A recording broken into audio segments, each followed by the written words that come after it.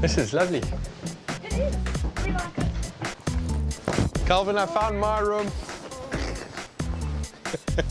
This is where we're going to be spending the next couple of days in the Franschhoek Valley, checking out the nectar of the gods.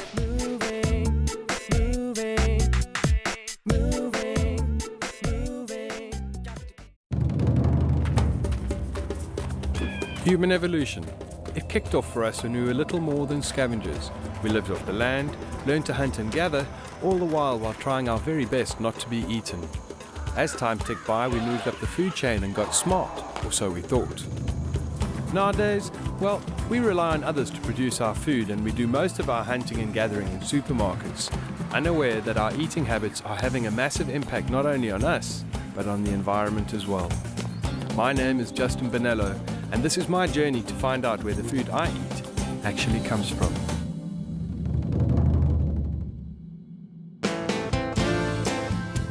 We're on our way through to Le Motte, a wine farm that's changed how it operates completely. For the good. But let's show you.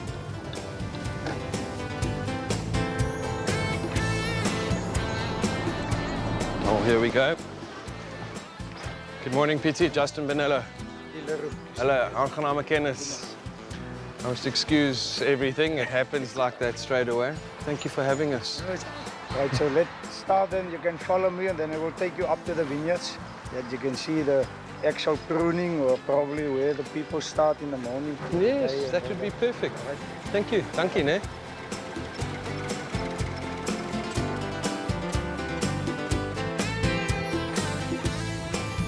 You know, what's quite interesting about Le Motte is that a couple of years ago, he had the epiphany that the yields were dropping. They were adding in more fertilizers, more pesticides and things to keep the yields up, and that something was critically wrong with the way wine was produced on this estate.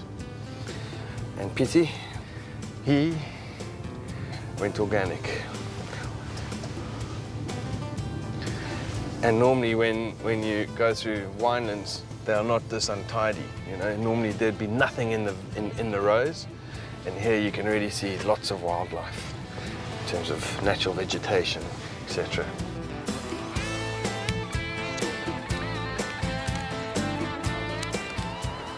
How long have you been here for, Pietie? 25 years. 25? Yeah. This farm? Yeah.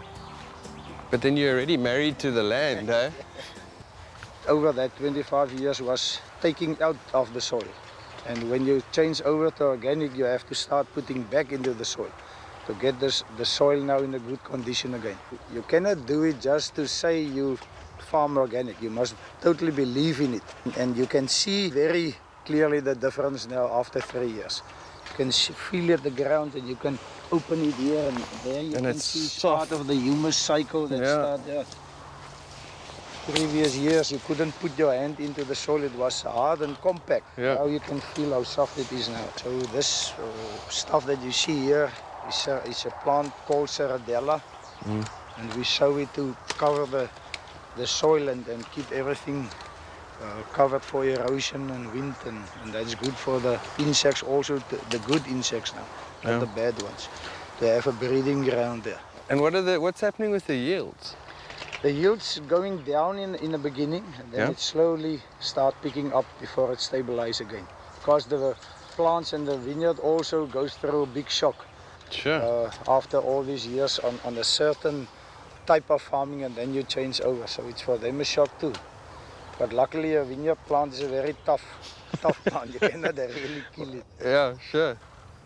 Oh, you must be proud then, you know? I mean, it's a big leap of faith to take and to convince even everyone to say, listen, we've got to change the way we farm. That's right. But when it works... No, then it's good. If it wasn't a success story, then I think you should have troubles, but not right now. Sure.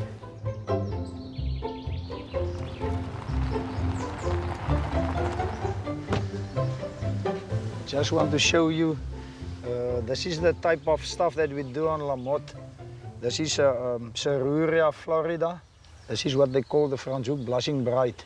Yeah. And it's totally starved out up in the natural valleys and mountain slopes. So we started to collect some of the seeds and re-establish it again. And we have at this stage about 9,000 plants.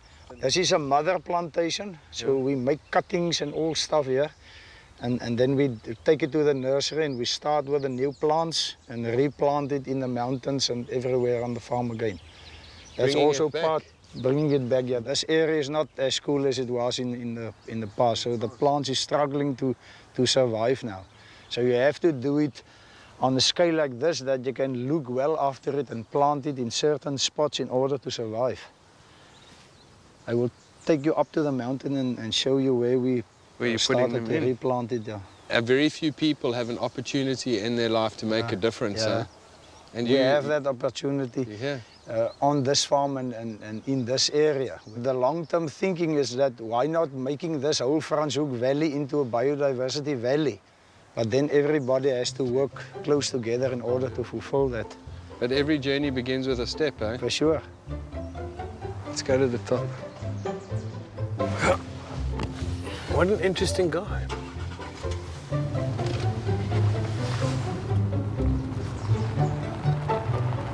Water. This is how the blushing bride looks like.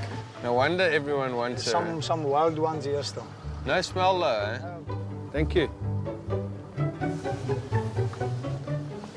It's amazing when you're up here though, it's straight away. You can hear the birds and everything. Huh? And literally the vineyards are right there. That's right. Come up this way and it all starts coming to life. Huh? You see, that's what biodiversity is about, to bring in your product with the natural field.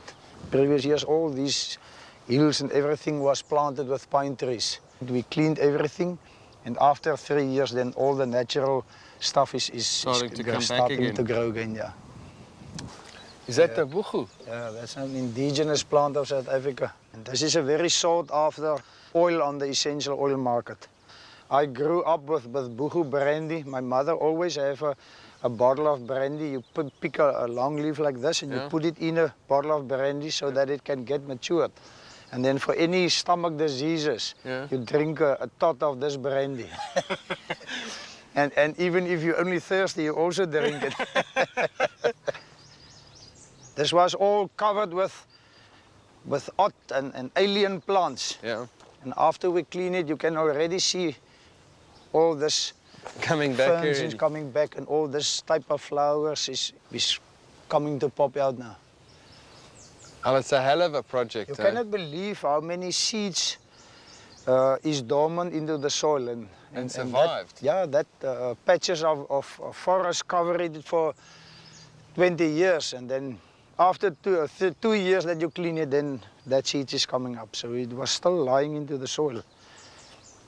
Well, it is beautiful, eh? No wonder you've been here for 25 years. When lamot's coming into your blood, you cannot get it out again. That's sure. one thing.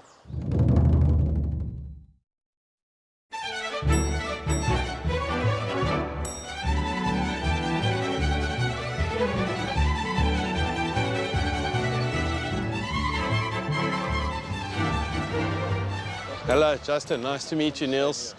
That's Chanel, Heno, and then I'll introduce you to the rest in a moment. Okay. Just relax, eh? This is easy, I promise you. Inside, Not today, though, but later on maybe, eh? This is the nursery section where we do the little plants, Mina. I'm very jealous already, do you know that? There's 3 ways that we reproduce: by means of seeds, cloning, and then cross-pollination, just to give you a cloning back again. Yeah. The dates that you see on here, 16 October, 23 September, that's when these plants came out of the laboratory. And then we take them up to a certain stage, up to this stage here, and then we take them over to the main greenhouse. We're going to take a look Yeah, at let's go. Let me go and show you that. And it's quite intensive. I mean, listen, this is years and years, and it's a lifetime. What we try to do here is recreate your growing conditions out in nature. You have evaporative coolers here which create air movement. And then these black pipes here is your misting system. Everything is computer controlled. Each table, underneath each table, you see a 500-litre tank. Each tank has got a little pump in it. The water gets pumped out of the tank through these blue pipes. Yeah. Run down here, run down the table, recreate the mountain stream back in the tank, and that's why we circulate it. You know, it's funny, when I've been setting out on this journey for good food, it's everything we actually grow. It's not just food, it's not just wine, it's the flowers, it's everything that we do, huh? Everything is connected to each other. Yes, it is. I think it's beautiful. For me, it's an indication of how smart we can be. You know, here we figured out how to mimic nature. That's the basic of it. Thanks, Pietie. It's a pleasure.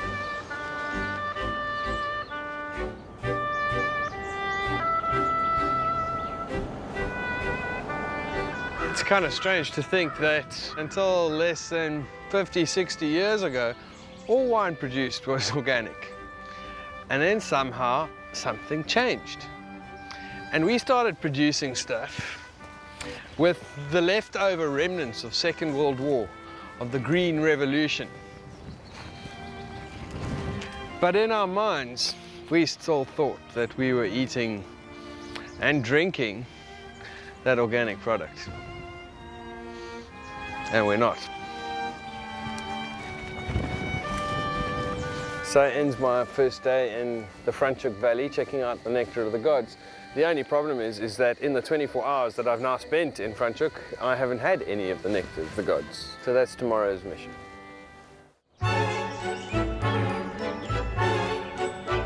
Morning, morning. How are you? Good, thanks. Be yourself. No complaints. It's a nice fresh morning for a stroll on the mountain. Yeah. Perfect, we're ready when you are. Right, and we can go. Is that ready already? Yeah.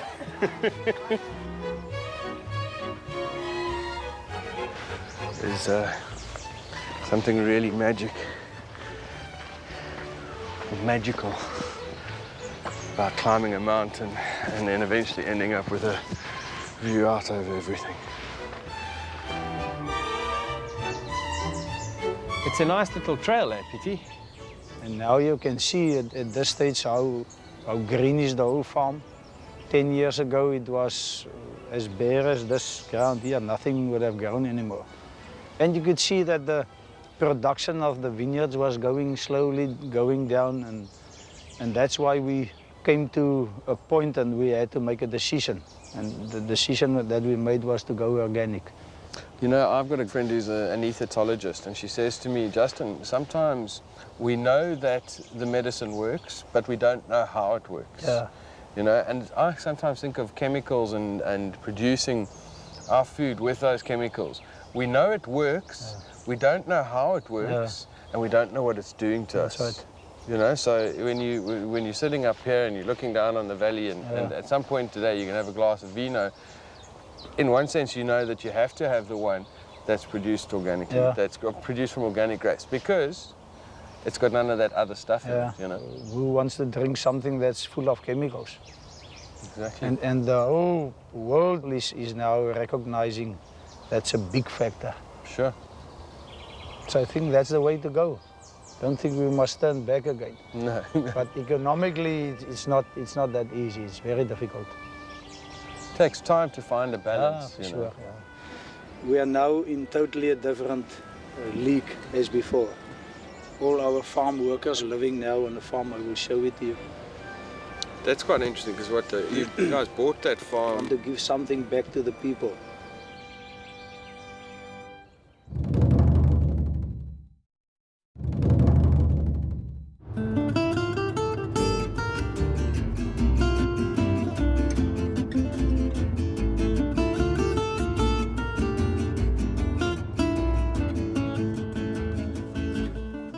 Right, this is dinner here, and the farm was especially bought 4 years ago for the farm workers to come and have a living style. Right. And everybody that worked for 20 years on either one of the farms, they would have gotten a house on this farm. So there's a creche that you can see there, an after-school center, admin building, so the whole farm is totally on its own and been run by a directory. It's been set up between 3 of the farm workers, each one of the 3 farms, and 3 of the farm managers. So this directory of 6 people is actually running the whole setup. It looks amazing. A rugby field, the houses are all beautiful. I mean, listen, obviously this cost an arm and a leg. Yeah, for sure. You know, it wasn't put up overnight. Yeah. Well, the crunch of this whole development is that you as the owners and the managers must stay involved in it. You cannot give them something like this and then walk away. Sure. And if you have to develop the people with the property and stay involved in it, you must be a mentor for them for all the time. Yes. It's amazing. It's the only word for it. It is absolutely amazing. Is that the swimming pool there? Yeah. No way.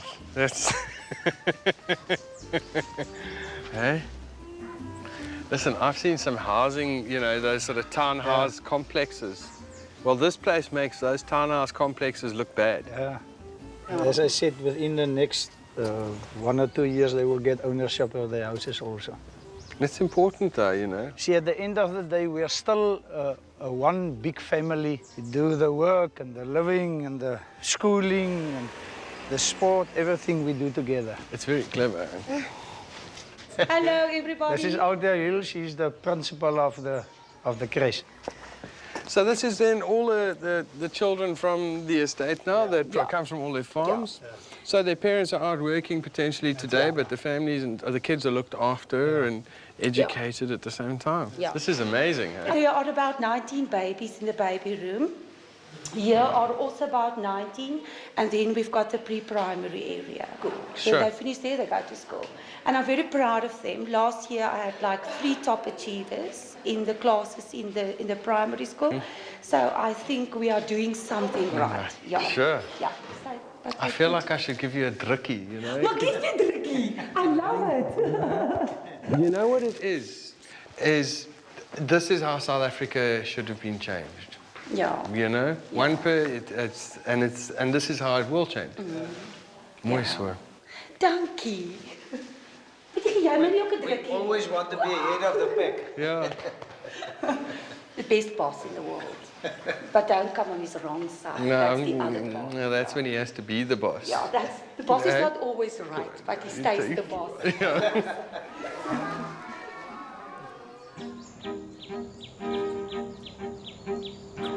I scheduled a meeting at the cellar, and you can take the cellar, and the cellar master will take you through there. All right, brilliant.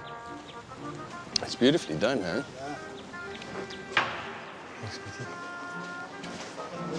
Jeez, Edmund, where did you come from, Edmund? You just... Nice to meet you, Edmund. Justin, aangename kennis. Hello. So you're going to run off. Am I safe with Edmund? Very safe. Hey? I can see you're relaxed. There's not a lot going on at the moment. Yeah, well, there's a lot going on, but it's not visible. You want to show us around it, huh? Yeah, anytime. But then you've been here from before the farm went organic to when it did. Yes. So, I mean, there's the big question's always going to be, can you taste the difference? Some people say you can. Other people, like me, say, I don't think you really can taste the difference in terms of you taste and you say, right, this is what organic tastes like. For me, the difference is the quality of the wine and the quality of the end result that got better. And it can't be coincidence. This farm used to be amongst the last half of my 15 origins in terms of quality. And the last 2 years it's been in the top 3 of the 15 origins in terms of quality and what I taste and intensity of flavor and how much of that ends up in a main blend. But the good thing about South Africa, in fact, is that the industry on its own enforced slowly a semi-organic system, the IPW system. And some guys, even the old-timers, have seen the results of that. And that encouraged them, and you will see at a great speed now people picking up and going organic. So what are we drinking first? What we're filtering now is actually our Lamotte Pyreneef Organic Sauvignon Blanc, or made from organic grown grapes.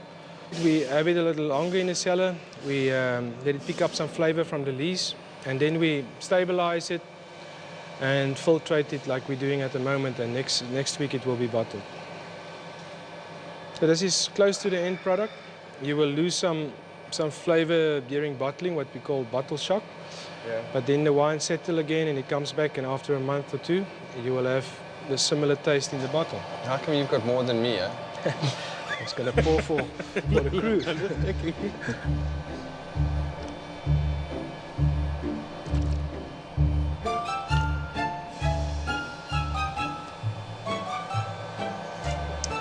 Listen, I can't spit. I think you got to swallow. You know, you have to spit. Me, I'm going to swallow. Eh? So what you get is lemony, liminess. You get the fynbos flavors.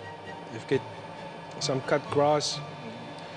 Now, you see, now I've started trying to understand this because, you know, if you think about where it's grown, it's taking some of that environment into the wine.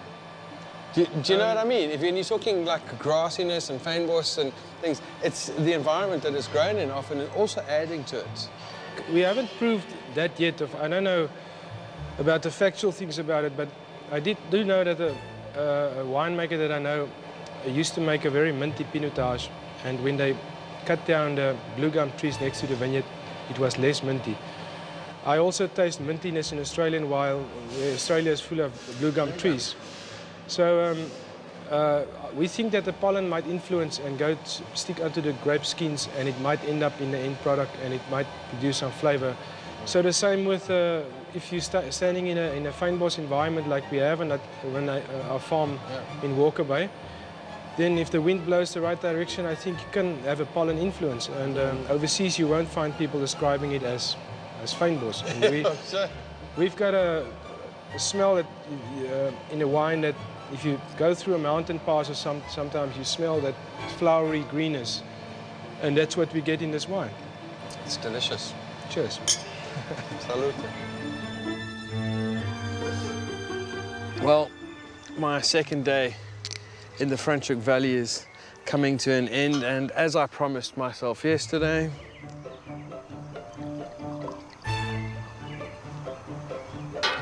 today I'll be drinking the nectar of the gods. Sniff, swallow and not spit.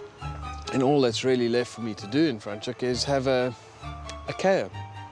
So I've asked everyone that I've met in the last couple of days, as well as a couple of old friends, to join us for a potjie tomorrow evening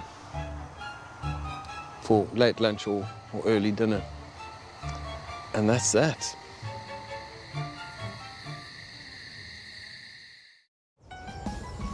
Oh, geez, where do all these people come from? Cheers, everyone. Nice to have met new faces, new friends, old friends. And new friends that'll be old friends. Salut. Cheers. Cheers. Ma'am? Nice to see you. I like that sign. Can we do that again? Well, thanks for coming, everyone. The food should be half decent. Made a nice tomato potjie with gnocchi in it, so I've got to go and check on it in a moment. Potjie's ready right now. I'd like a volunteer to be the first one to be dished up and to start eating. Listen, there's always unorganized chaos at the end here for me, you know. The food must just taste good. That's my priority.